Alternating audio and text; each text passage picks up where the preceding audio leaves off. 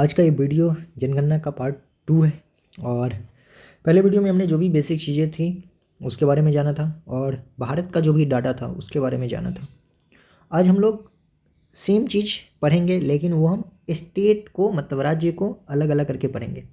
मतलब हम सबसे पहले जानेंगे जनगणना, फिर जनगणना के टॉप 5 राज्य कौन कौन से हैं जनगणना में, नीचे से 5 टॉप कौन कौन से हैं, जनसंख्या घनत्व किसका ज़्यादा था, लिंगानुपात किस राज्य का ज़्यादा था, किस राज्य का कम था। तो आज हम लोग राज्य और केंद्र शासित प्रदेश के बारे में जानेंगे और आज ये हमारा टॉपिक हो जाएगा ख़त्म।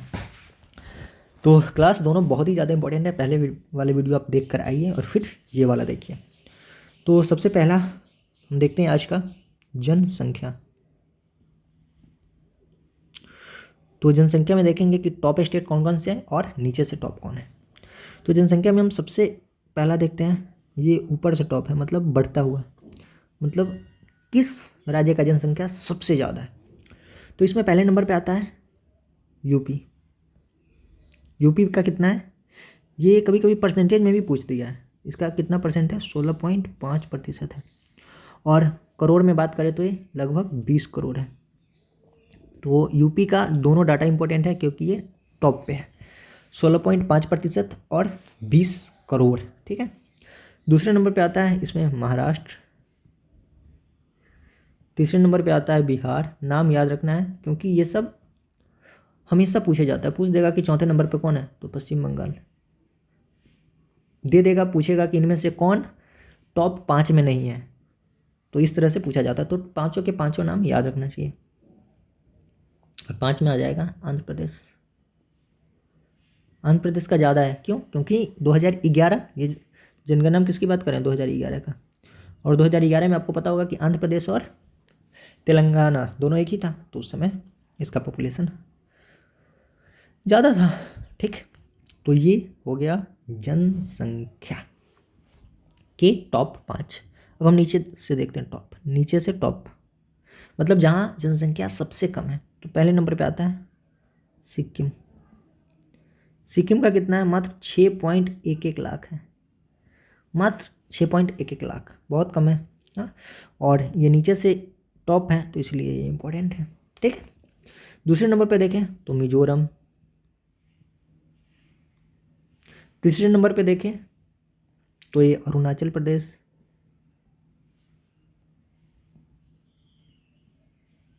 चौथे नंबर पे देखें गोवा। और 5वें नंबर पे नागालैंड। अधिकतर पूर्वोत्तर राज्य देंगे, सिक्किम, मिजोरम, नागालैंड, अरुणाचल प्रदेश, सब किधर है, उत्तर पूर्वी राज्य है सब। ठीक, एक गोवा आ गया। गोवा तो छोटा सा स्टेट है, इसलिए यहाँ का पॉपुलेशन भी काफ़ी कम है। तो ये था जनसंख्या, ये काफ़ी ज़्यादा इंपॉर्टेंट है सारा का सारा। ठीक है। अब हम बात करते हैं कि जनसंख्या सबसे ज़्यादा बढ़ा कहाँ है। इसको कहते हैं हम दशकीय वृद्धि। दशकीय वृद्धि, दशकीय वृद्धि मतलब 2001 से 2011 के बीच जनसंख्या कहाँ सबसे ज़्यादा बढ़ा है। तो हम देखते हैं टॉप मतलब कहाँ सबसे ज़्यादा बढ़ा है। तो टॉप पे आता है मेघालय। आप लोग सोच भी नहीं सकते, मेघालय में 27.9% बढ़ा है। हाँ, ये हम परसेंटेज में बात कर रहे हैं, ऐसा नहीं है कि मेघालय में सबसे ज़्यादा बढ़ा है, ऐसा नहीं है। प्रतिशत में मेघालय में सबसे ज़्यादा बढ़ा है। दूसरे नंबर पे आता है अरुणाचल प्रदेश। यहाँ लिखते हैं अरुणाचल प्रदेश, अरुणाचल, यहाँ पे 26% बढ़ा है। और तीसरे नंबर पे आ गया बिहार। भाई कितना बढ़ा है, यहाँ 25.4% बढ़ा है। तो यहाँ सबसे ज़्यादा बढ़ा है। अब हम देखते हैं कहाँ सबसे कम बढ़ा है। सबसे कम बढ़ा है मतलब नीचे से टॉप। तो ये तो बहुत इंपॉर्टेंट है। पहला नागालैंड, यहाँ बढ़ा नहीं है भाई, घट गया है। कितना घटा है, तो 0.6%। अब घटा है इसलिए इम्पोर्टेंट है। हाँ, घटा है इसलिए इम्पोर्टेंट है। तो नागालैंड में घट गया है, कितना, 0.6%। दूसरे नंबर पे केरल। केरल में तो बढ़ा है लेकिन बहुत कम बढ़ा है, मात्र 4.9% बढ़ा है। और तीसरे नंबर पे आ गया गोवा। गोवा में भी 8.2% बढ़ा है। तो इधर जनसंख्या धीरे धीरे बढ़ रहा है। ठीक है। तो ये जनसंख्या था। अभी और जनसंख्या में बचा है अब हम देखते हैं जनसंख्या घनत्व। जनसंख्या घनत्व, जनसंख्या घनत्व मतलब होता क्या है? जनसंख्या घनत्व ऐसे समझते हैं, जैसे देखिए ये कितना खेत है, ये 1 किलोमीटर स्क्वायर का जगह है, ये मान लीजिए बिहार का है, और ये सेम जगह कितना है, 1 किलोमीटर स्क्वायर का, और ये किसका है, अरुणाचल प्रदेश का है। तो जनसंख्या घनत्व मतलब होता है कि बिहार का जनसंख्या घनत्व अगर कितना 1100 कुछ है, 1106 है ना, और अरुणाचल प्रदेश का कितना है, इसका तो मात्र 17 है। तो अगर बिहार का जनसंख्या घनत्व 1116 है, इसका मतलब है कि बिहार में 1 किलोमीटर स्क्वायर जगह पे कितना लोग रह रहे हैं, 1116 लोग रह रहे हैं, मतलब बहुत घना है। और अरुणाचल प्रदेश की बात करें तो अरुणाचल प्रदेश के 1 किलोमीटर स्क्वायर जगह पे मात्र 17 लोग रह रहे हैं। तो इसका मतलब ये है। तो जनसंख्या घनत्व में टॉप देखते हैं, सबसे टॉप पे कौन है। टॉप पे हम बताए ही हैं कौन है अभी, बिहार, जहाँ पे कितना है, 1106 है। यहाँ पे हम केवल राज्य की बात कर रहे हैं, हाँ, केंद्र शासित प्रदेश हम अलग से देखेंगे। वहाँ पे दिल्ली टॉप पे रहेगा। दिल्ली में देखते हैं ना कितना ज़्यादा घनी आबादी है। दूसरे नंबर पे आ गया इसमें बंगाल, बंगाल मतलब पश्चिम बंगाल, यहाँ कितना है, 1028 है। तीसरे नंबर पे केरल, देखिए केरल शिक्षित राज्य है, लेकिन फिर भी यहाँ जनसंख्या घनत्व तो ज़्यादा है, इसलिए केरल पूछ देता है। केरल और बिहार ये सब इम्पोर्टेंट है, केरल, बिहार, पश्चिम बंगाल इम्पोर्टेंट तो सारा है, लेकिन ये सब कुछ ज़्यादा इम्पोर्टेंट है। और 4 नंबर पर आ गया यूपी। यूपी का कितना, मात्र 800, मात्र नहीं, ये भी बहुत ज़्यादा है, 829। तो बिहार, बंगाल, केरल और यूपी।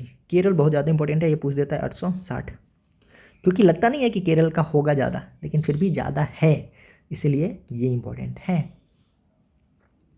ठीक है, अब नीचे से देखते हैं जनसंख्या घनत्व तो टॉप और सबसे कम। सबसे कम में नीचे से कौन है, सबसे कम किसका है, अरुणाचल प्रदेश का। जैसा आपको बताएं अरुणाचल का मात्र कितना है, 17 है।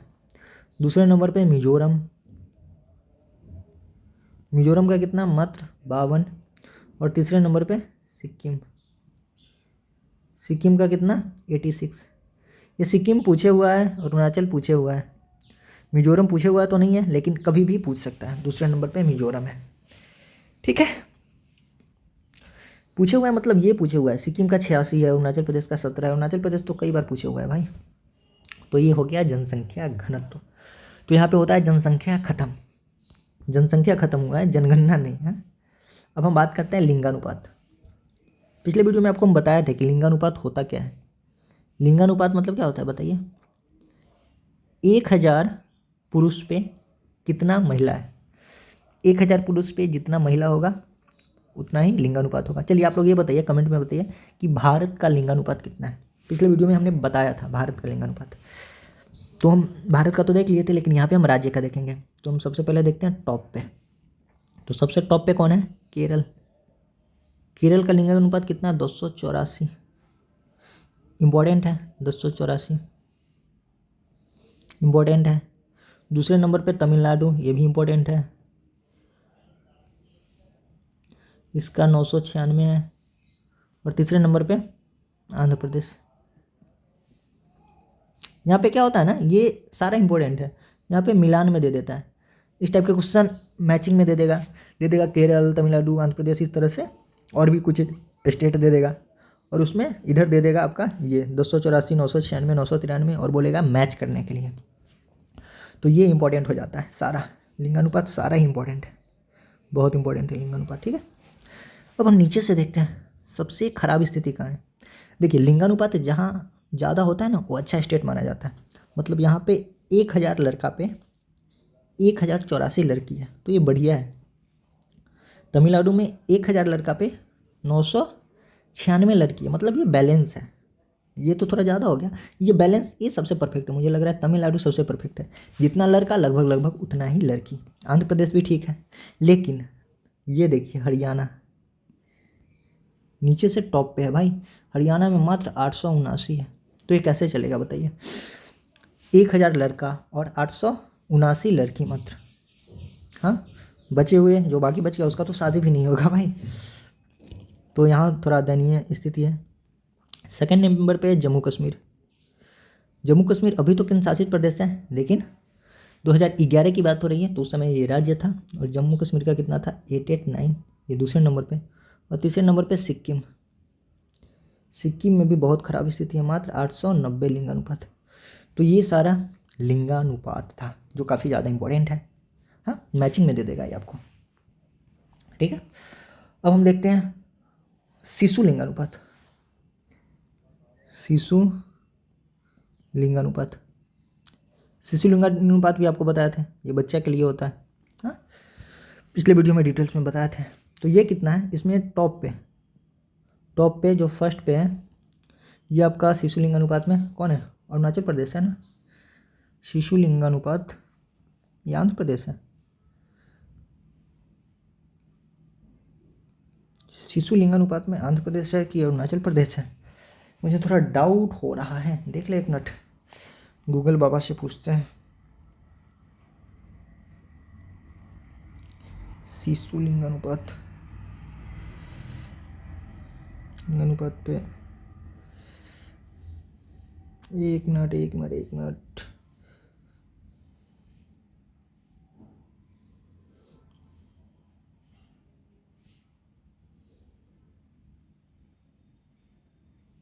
अरुणाचल प्रदेश में सबसे अधिक बाल लिंगानुपात, आंध्र प्रदेश नहीं, अरुणाचल प्रदेश। ये अरुणाचल प्रदेश में है, नो कि आंध्र प्रदेश, ठीक है। अरुणाचल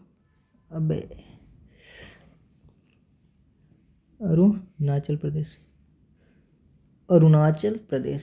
ये कितना है, 972। और ये तो टॉप हो गया। इसमें एक ही याद रखना, शिशु लिंगानुपात सबसे ज़्यादा अरुणाचल प्रदेश का और सबसे कम हरियाणा। जब हरियाणा का ओवरऑल कम है तो बच्चा का भी कम ही होगा, मात्र 834, ठीक है। तो ये था शिशु लिंगानुपात। तो ये हो गया शिशु लिंगानुपात यहाँ पे ख़त्म, और इसके साथ ही हो गया लिंगानुपात ख़त्म। अब हम बात करते हैं जो सबसे इम्पॉर्टेंट होता है किसी भी व्यक्ति के लिए। क्या इम्पोर्टेंट होता है, सबसे ज़्यादा इम्पोर्टेंट होता है कि वो कितना पढ़ा लिखा है, मतलब साक्षरता। हाँ, साक्षरता दर देखते हैं। तो हम साक्षरता दर के बारे में हम ओवरऑल नहीं पढ़े थे पिछले वीडियो में, बाकी चीज़ें तो हमने ओवरऑल पढ़ा था भारत का, लेकिन ये नहीं पढ़े था। चलो देख लेते हैं साक्षरता दर होता क्या है, सबसे पहले ये समझते हैं। साक्षरता दर मतलब होता है कि कोई भी बच्चा जो 7 साल या उससे ऊपर का हो, कोई भी बच्चा जो 7 साल या उससे ऊपर का हो, वो किसी भी भाषा को पढ़ सकता है, समझ सकता है, तो वो क्या है, साक्षर है। 7 साल से नीचे वाला अलाउ नहीं है, 7 साल होना चाहिए या उससे ऊपर का होना चाहिए। ये भी पूछता है कि ये साक्षरता दर कितने साल के ऊपर का लिया जाता है, तो 7 साल। तो जो किसी भी भाषा को पढ़ सकता है, समझ सकता है, लिख सकता है, उसी को क्या कहेंगे, हम साक्षर कहेंगे। ओवरऑल कितना है भारत का, बहुत इंपॉर्टेंट है।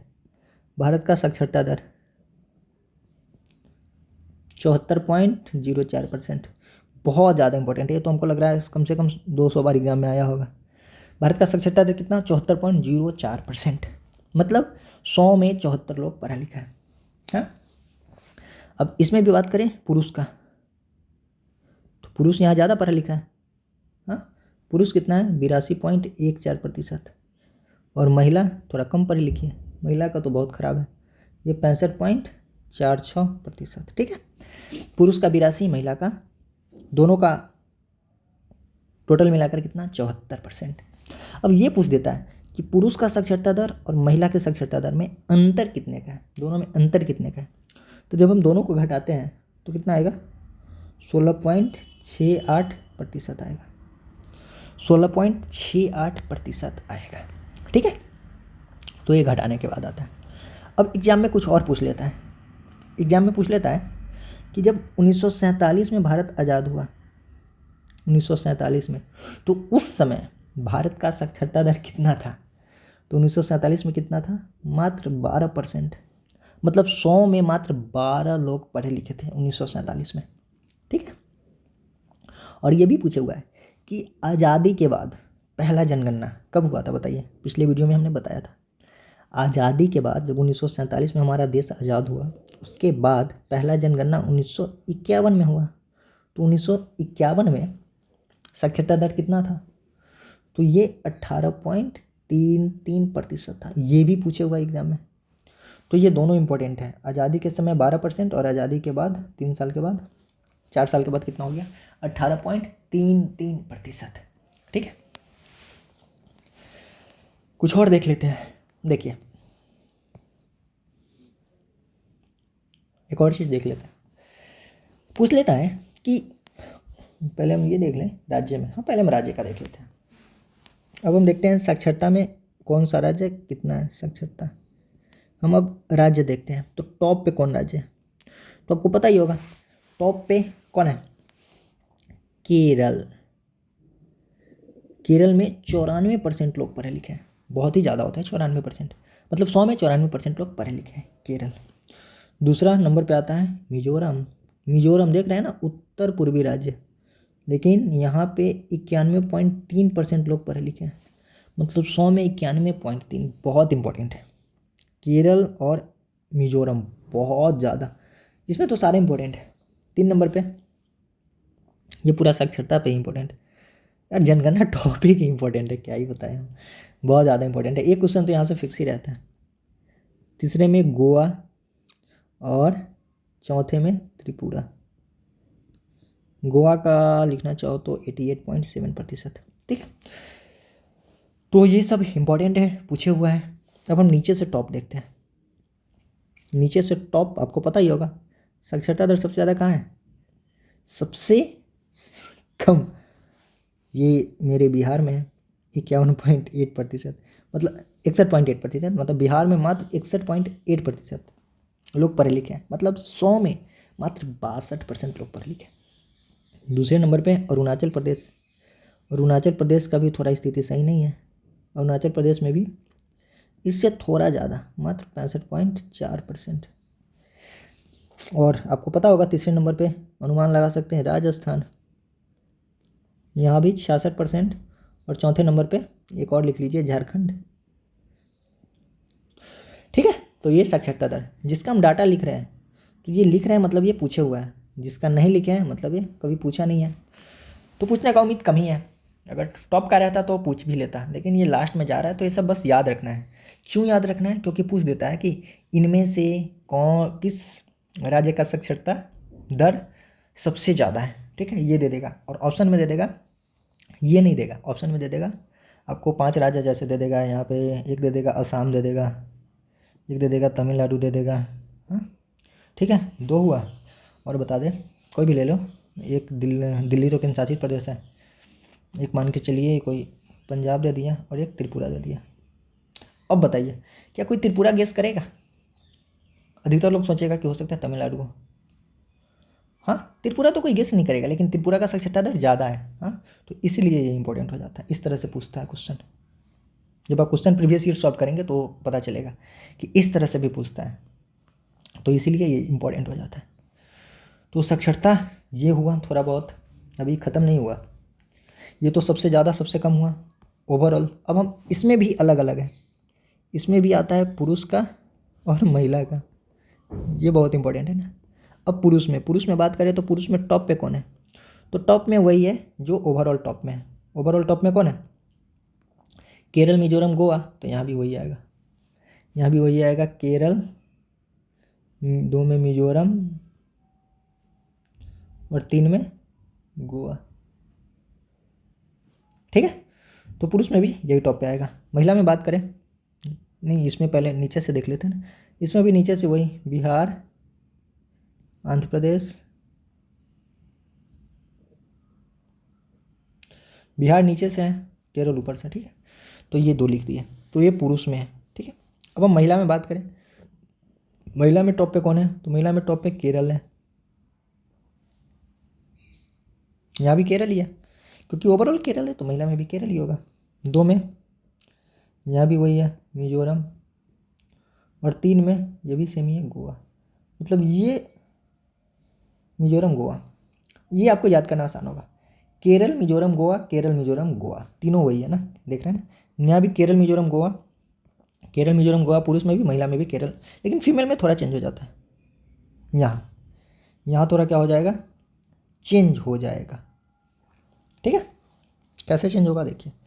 पहले नंबर पे तो बिहार में, ठीक है, ओवरऑल भी बिहार पहले नंबर पे, देख रहे हैं ना, ओवरऑल बिहार, पुरुष में भी बिहार और महिला में भी बिहार। लेकिन दूसरे नंबर पे यहाँ चेंज हो गया, दूसरे नंबर पे राजस्थान आ गया भाई।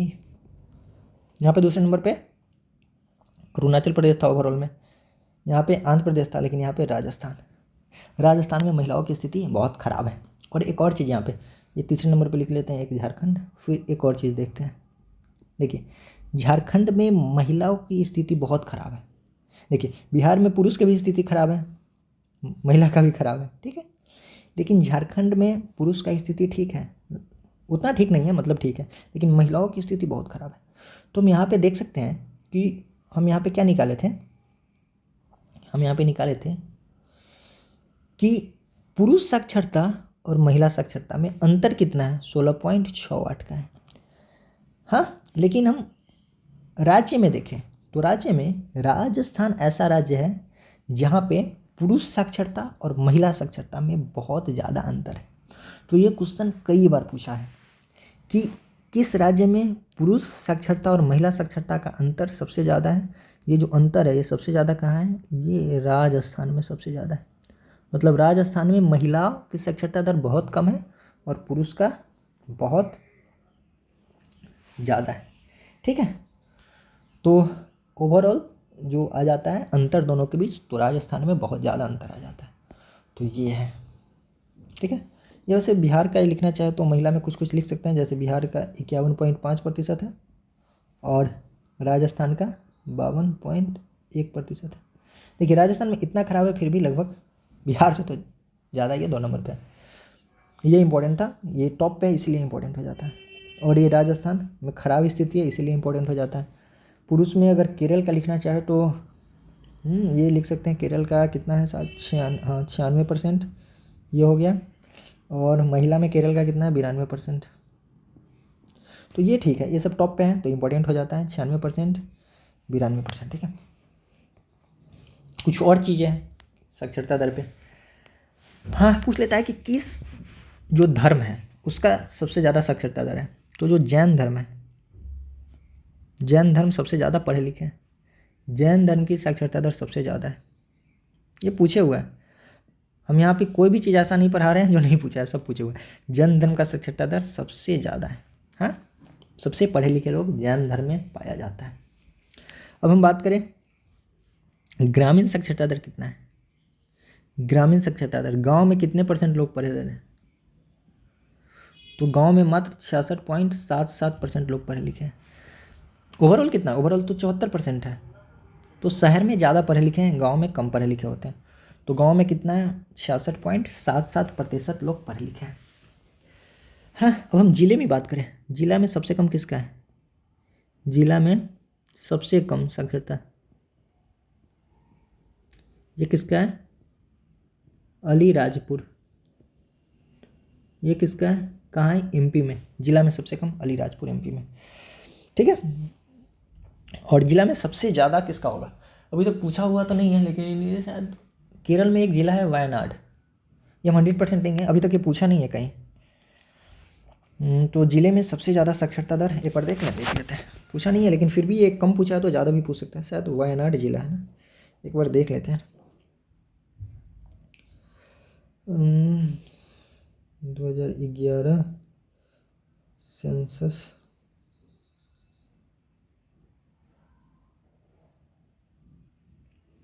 सबसे ज़्यादा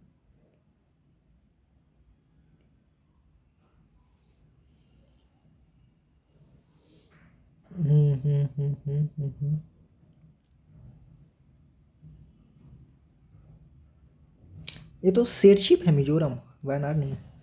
ये सबसे कम ये है अलीराजपुर, और सबसे ज़्यादा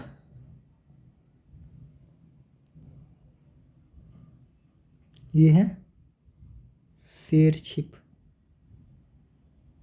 ये कहाँ है, मिजोरम में। ये इंपॉर्टेंट है, शायद पूछे हुआ है, ये शेरशिप से नाम आया, याद है, ये भी पूछे हुआ है भाई। ठीक है। अलीराजपुर सबसे कम और सबसे ज़्यादा कौन है? सेठशिप, जो कहाँ है? मिजोरम। हो सकता है ये नाम गलत हो, तो ये सेठशिप मिजोरम में है। तो सबसे कम सबसे ज़्यादा हो गया। धर्म भी हो गया, ग्रामीण साक्षरता दर बता ही दिए। अब क्या बचा है? अब कुछ बचा नहीं है इसमें, ठीक है। तो साक्षरता दर हो गया। अब हम बात करते हैं कुछ और चीज़ें, जैसे भाषा। तो हम भाषा के बारे में बात करें तो भाषा, तो सबसे ज़्यादा बोलने वाली आपको पता ही है, सबसे ज़्यादा कौन है? हिंदी। हिंदी भी गलत लिख रहा है, सबसे ज़्यादा हिंदी, ठीक है। उसके बाद कौन आता है? आप सोच भी नहीं सकते। उसके बाद बंगाली, उसके बाद मराठी, उसके बाद तेलुगु। ये अरेंज याद रखिएगा, पूछ लेता है। उसके बाद तेलुगु के बाद आता है तमिल, फिर आता है गुजराती, और ये चीज़ आपको यकीन नहीं होगा, इसके बाद आता है उर्दू। उर्दू उर्दू सबसे ज़्यादा हिंदी। हिंदी का परसेंटेज पूछता है, कितना परसेंट लोग हिंदी बोलता है? तो 43.63%। भारत में कितने परसेंट लोग हिंदी बोलते हैं? तो 43.63% हिंदी बोलते हैं। हिंदी के बाद बंगाली बोलने वाले हैं, बंगाली के बाद मराठी, तेलुगु, तमिल, गुजराती, फिर उर्दू। ऊपर के आप टॉप 4 याद रखिए, ऊपर का टॉप 4 तो याद रखिए। हाँ, टॉप 4 1 2 3 4, ये बहुत इंपॉर्टेंट है, भाषा टॉप 4, ठीक है। तो ये भाषा भी हो गया। अब भी बहुत चीज़ बचा हुआ है जनगणना में भाई। अब क्या बचा है? अब लगभग चीज़ें हो ही गया है। अब देखते हैं गरीबी रेखा। गरीबी रेखा, गरीबी की स्थिति क्या है भारत में? गरीबी रेखा देखते हैं ना, APL BPL होता है ना, below poverty line, above poverty line. तो 2011-12 के जनगणना के अनुसार लगभग उस समय भारत में अभी कितना गरीब है? इसका अनुसार लगभग 21.9% लोग क्या है? ये गरीबी रेखा से नीचे है। गरीबी रेखा से नीचे। गरीबी रेखा मतलब क्या होता है? BPL, बिलो पॉवर्टी लाइन होता है ना, APL BPL। तो BPL से नीचे, मतलब BPL मतलब तो वही होता है, बिलो पॉवर्टी लाइन, मतलब BPL में है। मतलब 21.9% लोग क्या है? BPL में है, मतलब गरीब है, ठीक है। तो ये गरीबी रेखा हो गया। अब कुछ और चीज़ें हैं, जैसे पूछ लिया है कि 10 से 19 साल, 10 से 19 क्या होता है? युवा, एकदम यंग। यंग तो नहीं बोल सकते, ये तो अभी क्या बोलते हैं इसको? किशोरावस्था ना। तो किशोरावस्था जो 10 से 19 साल होता है, इसकी आबादी कितनी है? तो इसकी आबादी 20.9% है। हाँ, ये पूछे हुआ है भाई। अब ये क्वेश्चन पूछ देगा तो कोई बनाएगा? नहीं बनाएगा, लेकिन पूछे हुआ है तो कभी भी पूछ सकता है। 10 से 19 साल जो किशोरावस्था के दौरान जो बच्चे होते हैं, उसका पॉपुलेशन कितना है? तो 20.9% यहाँ युवा है। फिर पूछा हुआ है कि SC का आबादी कितना है भारत में? SC कितना है? SC की जनसंख्या, ये सब हमें जनसंख्या में ही पढ़ लेना चाहिए, लेकिन कोई ना। SC की जनसंख्या कितना है? ये 20.14 करोड़ है। परसेंटेज में भी पूछा है तो ये 16.6% है। SC की जनसंख्या कितना है? ये 20.16 करोड़ है। यूपी जितना बड़ा, केवल यहाँ SC है। SC मतलब शेड्यूल कास्ट, अनुसूची जनजाति, ठीक है। फिर आता है ST। ST की जनसंख्या ये कितना है? ये 10.43 करोड़ है। ये 8.6% है, मतलब इसका लगभग आधा। तो SC 20.14 करोड़ है, और ST कितना है? ST की जनसंख्या 10.43 करोड़ है, लगभग ST का SC का आधा, ठीक है। ये हो गया। अभी और बहुत चीज़ है यहाँ देख रहे हैं, तो एक और चीज़ देख लें कि SC सबसे ज़्यादा कहाँ है, ये देख लेते हैं। SC ST बात कर रहे हैं तो ये भी कर ही लेते हैं। SC की जनसंख्या वो तो देख लिए, हम देखते SC की जनसंख्या सबसे ज़्यादा कहाँ है, ये देख लेते हैं ना। SC की जनसंख्या सबसे ज़्यादा ये यूपी में है ना, क्योंकि ओवरऑल कहाँ है? यूपी, तो जनसंख्या भी यूपी में ही होगा। और दूसरा में आता है पश्चिम बंगाल, क्योंकि पश्चिम बंगाल भी जनसंख्या काफ़ी ज़्यादा है। और तीसरे नंबर पे वही बिहार। मतलब जहाँ जनसंख्या ज़्यादा होगा वहीं तो हो सकता है SC ज़्यादा, गेस भी कर सकते हैं ना। तो SC सबसे ज़्यादा यूपी, बंगाल और बिहार में है। लेकिन प्रतिशत की बात करें, प्रतिशत में परसेंटेज में बदल जाएगा, परसेंटेज में आ जाएगा पंजाब। मतलब पंजाब में 31.9% लोग एससी में ही आता है। पंजाब में 31 मतलब 100 में से लगभग 32 लोग क्या है, एससी कैटेगरी के ही है। ठीक है। और दूसरे नंबर पे आता है हिमाचल प्रदेश। यहाँ भी कितना है, 25.2%। मतलब 100 में से 25 लोग क्या है, एससी कैटेगरी के हैं। फिर ऐसे ही हम एसटी की बात करें, एससी के बाद एसटी, तो एसटी की जनसंख्या कितना है, एसटी की जनसंख्या सबसे ज़्यादा एमपी में और दूसरे नंबर पे महाराष्ट्र में। सबसे ज़्यादा एसटी का है, एसटी मतलब जनजाति, जनजाति एमपी में होगा ना, एमपी में जंगल ज़्यादा है। एमपी जनजाति कहाँ है सबसे ज़्यादा, एमपी, और दूसरे नंबर पे महाराष्ट्र। लेकिन हम परसेंटेज में बात करें, लेकिन जब हम परसेंटेज में बात करें, हाँ, तो ये आ जाएगा मिजोरम। कहाँ आ जाएगा, मिजोरम। मिजोरम में कितना है, ये यहाँ 94.4%। इंपॉर्टेंट है। एसटी में 94.4, मतलब 100 में से 94 लोग क्या है मिजोरम में, जनजाति ही है। एसटी मतलब यही होता है ना, शेड्यूल्ड ट्राइब, मतलब अनुसूचित जनजाति। मिजोरम में 100 में 94 जनजाति है। दूसरे नंबर पे भी देख लेते हैं, दूसरे नंबर पे भी क्या, नागालैंड। नागालैंड में भी तो जनजाति ज़्यादा है, यहाँ लगभग 86.5% जनजाति है। हाँ। और तीसरे नंबर पे आता है मेघालय। मेघालय में भी लगभग इतना ही है, इससे थोड़ा कम है, लेकिन मेघालय में भी इतना ही है। ये तीसरे नंबर पे ले लो मेघालय। ठीक है। तो ये हो गया एसटी की जनसंख्या, एससी एसटी की। और भी बात करते हैं। अब ये पूछा हुआ है कि सबसे बड़ी जनजाति कौन है भारत में, सबसे बड़ी जनजाति, ये किसके अनुसार, 2011 की जनगणना के अनुसार, तो ये है भील जनजाति। भील जनजाति सबसे बड़ी जनजाति है। ठीक है। अब कुछ और इम्पोर्टेंट चीज़ है, जैसे हम बता दें आपको कि नागालैंड में एससी नहीं है, मतलब एससी का पॉपुलेशन कितना है, 0। नागालैंड में कोई एससी नहीं है। और इसी के अनुसार हम एसटी की बात करें तो एसटी हरियाणा, पंजाब, दिल्ली, चंडीगढ़, ये सब है ना, दिल्ली, चंडीगढ़, और एक केंद्र शासित प्रदेश है पुडुचेरी, यहाँ एसटी 0 है। हाँ? तो नागालैंड में एससी 0 है, और हरियाणा, पंजाब, दिल्ली, चंडीगढ़, पुडुचेरी में एसटी 0 है। पूछ देता है कि किसमें एसटी का पॉपुलेशन 0 है, तो ये याद रखना है। ठीक है। अब देखिए, अब क्या बात करें, अभी तो बहुत चीज़ करना है। हाँ, जनगणना इंपॉर्टेंट था, तो ये लंबा टॉपिक भी है ना। और पढ़ना कैसे है आपको, अरे स्लाइड मेरा ख़त्म हो गया, चलिए कोई ना। अब हम बात करते हैं धर्म। धर्म में सबसे ज़्यादा परसेंटेज कौन है, सबसे ज़्यादा धर्म में पहले नंबर पे हिंदू। कितना प्रतिशत है हिंदू, लगभग 80%, 79.8% क्या है भारत में, हिंदू है, 79। दूसरे नंबर पे क्या आता है, ये इंपॉर्टेंट है, याद रखिएगा। दूसरे नंबर पे मुस्लिम, जिनका प्रतिशत कितना है, 14.2%।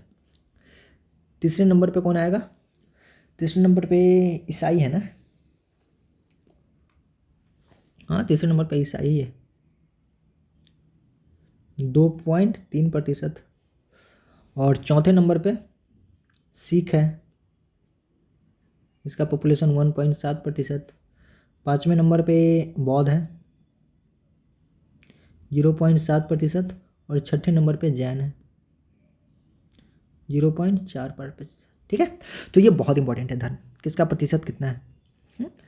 हिंदू लगभग 80%, मुस्लिम लगभग 14%, ईसाई 2.3%, सिख 1.7%, बौद्ध 0.7% और जैन 0.45%। देखिए, हिंदू को छोड़ दे तो यहाँ से जो भी कैटेगरी है ये सारा, इसको हम क्या कहते हैं, इसको क्या कहते हैं, इसको कहते हैं ना, यार हम भूल गए,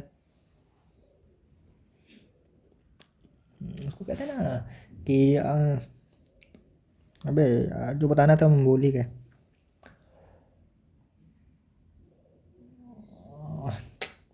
चलिए छोड़िए, जब याद आया तो बता देंगे। ठीक है, अब स्लाइड ख़त्म हो गया, नया ले लेते हैं, लेकिन नया पे कुछ लिखा हुआ तो रहेगा नहीं। ठीक है, सादा ही ले लेते हैं, ब्लैंक। ये हो गया। तो और एक चीज़ और बताते हैं यहाँ पे, सर्वाधिक बौद्ध, ये सबसे ज़्यादा बौद्ध कहाँ है, तो ये पूछे हुआ है कई बार। तो सबसे ज़्यादा बौद्ध कहाँ है, सबसे ज़्यादा बौद्ध महाराष्ट्र में है। सबसे ज़्यादा बौद्ध कहाँ है, महाराष्ट्र में। ठीक है, तो यहाँ पे ये होता है ख़त्म। लेकिन अभी वीडियो ख़त्म नहीं हुआ, अभी और है। ठीक, अब पूछता है यहाँ पे इसके अलावा कि ग्रामीण और शहरी पॉपुलेशन, हाँ सबसे ज़्यादा ग्रामीण लोग कहाँ हैं, सबसे ज़्यादा। तो हम ग्रामीण की बात करें, ग्रामीण, तो ग्रामीण में टॉप पे आता है हिमाचल प्रदेश। यहाँ पे 98% लोग क्या हैं, ग्रामीण है। मतलब हिमाचल प्रदेश में तो पहाड़ है, तो शहर ऐसा कुछ नहीं है। 98% लोग कैसा है, ग्रामीण है। हाँ, और दूसरे नंबर पे बिहार, बिहार में भी तो शहर बहुत कम है। तो यहाँ पे 88.7% लोग क्या है, ग्रामीण है। ठीक है, अब हम शहरी की बात करें तो शहरी में फर्स्ट नंबर पे आता है गोवा। गोवा तो मॉडर्न है भाई, आपको पता ही होगा। गोवा, गोवा में भी 62.2% लोग शहरी है, शहर में रहते हैं, बाकी यहाँ भी गांव में। दूसरे नंबर पे आपको आश्चर्य लगेगा, मिजोरम। मिजोरम देख रहे हैं, सब कुछ में आ गया है भाई, शिक्षा में आ गया है, शहर यहाँ ज़्यादा है। तो मिजोरम में 52 पॉइंट, मिजोरम घूम कर आना चाहिए। लगभग 52% लोग यहाँ क्या है, शहरी है। तीसरे नंबर पे आता है तमिलनाडु, और इसमें चौथे नंबर पे आता है केरल। ठीक है, तो ये याद रखना है। तो ये तो परसेंटेज में था, ग्रामीण शहरी प्रतिशत। लेकिन अगर हम संख्या की बात करें, अब आपको लगता है हिमाचल प्रदेश का तो संख्या ही कम है, तो क्या ही इसमें ज़्यादा होगा। ये परसेंटेज था, मतलब 100 में से 98 लोग गांव में रहते हैं। लेकिन हम ओवरऑल बात करें तो सबसे ज़्यादा सर्वाधिक नगरीय जनसंख्या, सबसे ज़्यादा नगरीय जनसंख्या कहाँ है, तो ये महाराष्ट्र में है। महाराष्ट्र में नगर की जनसंख्या ज़्यादा है। ठीक है, नगर की जनसंख्या नहीं, मतलब नगर में रहने वाले लोग की जनसंख्या ज़्यादा है। एक नंबर पे महाराष्ट्र, दो नंबर पे आता है इसमें यूपी, और तीसरे नंबर पे आता है तमिलनाडु। देख रहे हैं, तमिलनाडु। ठीक है, तमिलनाडु यहाँ भी है, यहाँ शहर ज़्यादा है, तो शहरी पॉपुलेशन भी ज़्यादा है। ठीक है, और इसमें सबसे कम बात करें, सबसे कम, सर्वाधिक में ये सबसे कम, तो देखिए सिक्किम होगा। अरे सिक्किम में तो वैसे भी लोग कम है, लोग कम है तो यहाँ शहर में रहने वाले भी कम ही होंगे, तो सबसे कम क्या होगा, सिक्किम होगा। तो ये था। तो यहाँ पे मुझे लग रहा है कि सारा राज्य हम लोग कवर कर लिए। अब थोड़ा और बचा है, अब केंद्र शासित प्रदेश बचा है। वीडियो कल से भी लंबा हो गया, राज्य तो खत्म हो गया। अब हम फटाफट क्या करते हैं, इसको हम केंद्र शासित प्रदेश खत्म करते हैं फटाफट। ठीक, चलिए देखते हैं केंद्र शासित प्रदेश कौन सा टॉप है। ये छोटा सा है, राज्य तो हो गया, केंद्र शासित प्रदेश। हाँ, चाहे तो आप लोग अपने नोट्स बना सकते हैं, नहीं तो हम तो एक सप्ताह बाद अपलोड करेंगे हैंड रिटन। जनसंख्या, जनसंख्या की बात करें तो सबसे ज़्यादा जनसंख्या कहाँ है, केंद्र शासित प्रदेश की बात करते हैं, सबसे ज़्यादा दिल्ली में है, आपको पता ही होगा दिल्ली कितना ज़्यादा आबादी है। दूसरे नंबर पे पुडुचेरी, और तीसरे नंबर पे आता है इसमें चंडीगढ़। सबसे ज़्यादा जनसंख्या दिल्ली का, फिर पुडुचेरी का, फिर चंडीगढ़ का। और सबसे कम बात करें, ये सब टॉप से है। अगर हम नीचे से बात करें सबसे कम, तो पहले नंबर पे क्या आएगा, लक्षद्वीप। ये केवल पहला इंपॉर्टेंट है, ये इंपॉर्टेंट है। अरे पहले नंबर का, ये तो सब इंपॉर्टेंट है। जनसंख्या सबसे कम कहाँ है, ये बहुत इंपॉर्टेंट है। सबसे कम जनसंख्या कहाँ है, लक्षद्वीप में, कई बार एग्जाम में आ चुका है। ठीक है, अब सबसे ज़्यादा बढ़ा, वहाँ पे हम जनसंख्या पढ़े थे, फिर हम क्या पढ़े थे, 10 की वृद्धि, तो यहाँ भी वही है, 10 की वृद्धि। तो सबसे ज़्यादा बढ़ा कहाँ, तो सबसे ज़्यादा बढ़ा दादर एंड नागर हवेली। हवेली में रहने वाले के पास कोई काम तो है नहीं, तो ये क्या कर रहा है, वृद्धि कर रहा है, जनसंख्या वृद्धि। कितना है, 55.9%, बहुत ज़्यादा है ना। हवेली में रह रहा है, कोई काम नहीं है, ये क्या कर रहा है, अपना 10 की वृद्धि करने पे लगा है, जनसंख्या वृद्धि 55.9% लोग। और दूसरे नंबर पे आता है दमन, दमन दुई, दमन कर रहा है यहाँ पे, और यहाँ पे 53.8%। ये दमन दीव होता है ना, दमन दीव। तो यहाँ पे कितना बढ़ा है 53.8%, जो बहुत ज़्यादा है। तो दादरा नगर हवेली और दमन द्वीप का बहुत ज़्यादा बढ़ा है। लेकिन सबसे कम, सबसे, ये तो टॉप से बढ़ा है, लेकिन अगर सबसे हम नीचे से टॉप पे देखें तो ये लक्षद्वीप।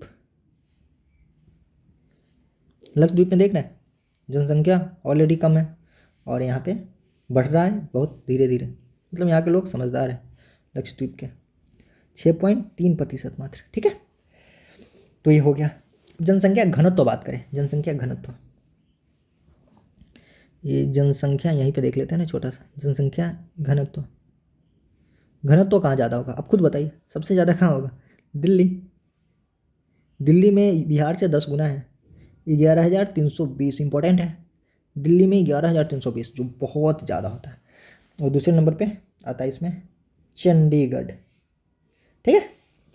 और सबसे कम की बात करें तो ये अंडमान निकोबार, ये अंडमान कितना है 46 मात्र, तो ये भी इंपॉर्टेंट है। जनसंख्या घनत्व तो सबसे ज़्यादा दिल्ली और सबसे कम किसका, अंडमान का, ठीक है। अब आगे देखते हैं। अब हम लिंगानुपात, जो हम राज्य में पढ़े हैं यहाँ भी पढ़ेंगे। लिंगानुपात, लिंगानुपात सबसे ज़्यादा कहाँ है? पुडुचेरी। पुडुचेरी में कितना है 1037, ये बहुत ज़्यादा इंपॉर्टेंट है पुडुचेरी लिंगानुपात। देखिए दो ही ऐसा राज्य है जहाँ लिंगानुपात 1000 से ज़्यादा है। एक तो आ गया केरल और एक हो गया पुडुचेरी। केरल राज्य हो गया और पुडुचेरी केंद्रशासित प्रदेश हो गया। तो पुडुचेरी का कितना है 1000 से ज़्यादा है 1037। और दूसरे नंबर पे आ जाता है इसमें लिंगानुपात सबसे ज़्यादा यहाँ, ये ज़्यादा वाला है ना। और सब दूसरे नंबर पे आ जाता है इसमें लक्षद्वीप। लक्षद्वीप में भी कितना है 947, ये भी ठीक ठाक है, ठीक है। और लिंगानुपात में हम नीचे से टॉप पे देखते हैं, ये दमन द्वीप। दमन द्वीप, दमन में क्या हो रहा है मात्र 618। भाई कितना ख़राब है, यहाँ 1000 लड़के पे मात्र 618 लड़की है, बहुत ही ख़राब है, बहुत ही ख़राब है। दमन मतलब यहाँ पे क्या हो रहा है, लड़की का दमन हो रहा है, नाम ही है दमन, मतलब लड़की का दमन कर दिया जा रहा है भाई, मार दे रहा है, मार दे, मतलब भ्रूण हत्या यहाँ ज़्यादा कर रहा है सब। अब हम बात करते हैं साक्षरता, बहुत इंपॉर्टेंट है साक्षरता। सबसे ज़्यादा कहाँ है, ये लक्षद्वीप का है, लक्षद्वीप का है।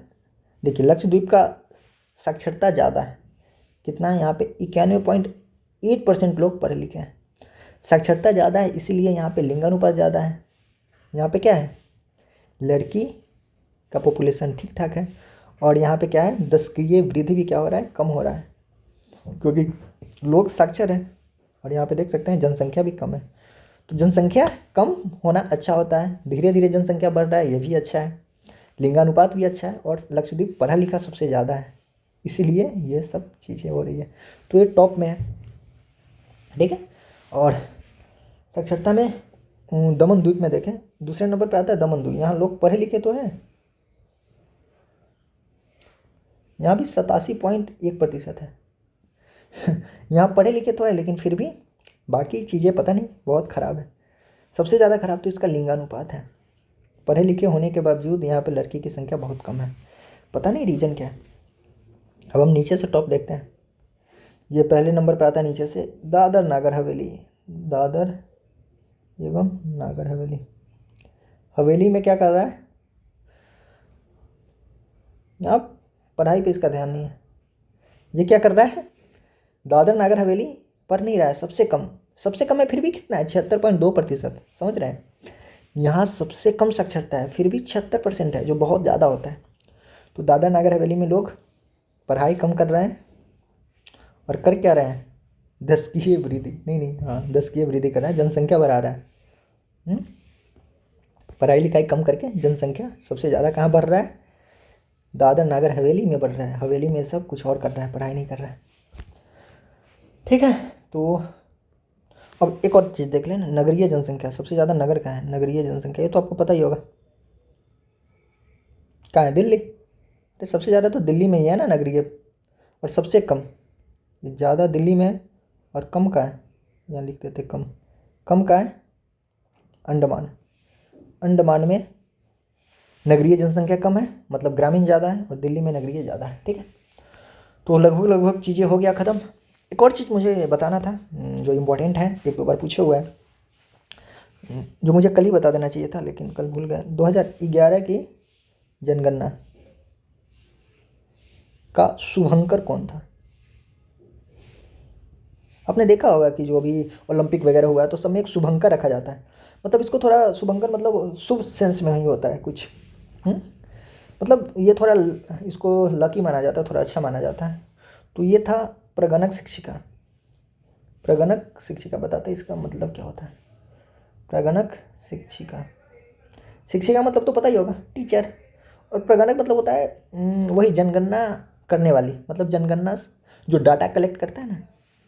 जनगणना में क्या होता है? डाटा कलेक्ट करना होता है, तो उसी को कहते हैं प्रगणक शिक्षिका। मतलब शिक्षिका मतलब जो उस समय मिडिल स्कूल की थी ना, मिडिल या प्राथमिक स्कूल की जो टीचर थी, वही सब तो गई थी जनगणना करवाने, मतलब डाटा कलेक्ट करवाने। तो उसी को हम शुभंकर कहें। तो 2011 की जनगणना का शुभंकर इंपॉर्टेंट है। कौन थी? तो प्रगणक शिक्षिका।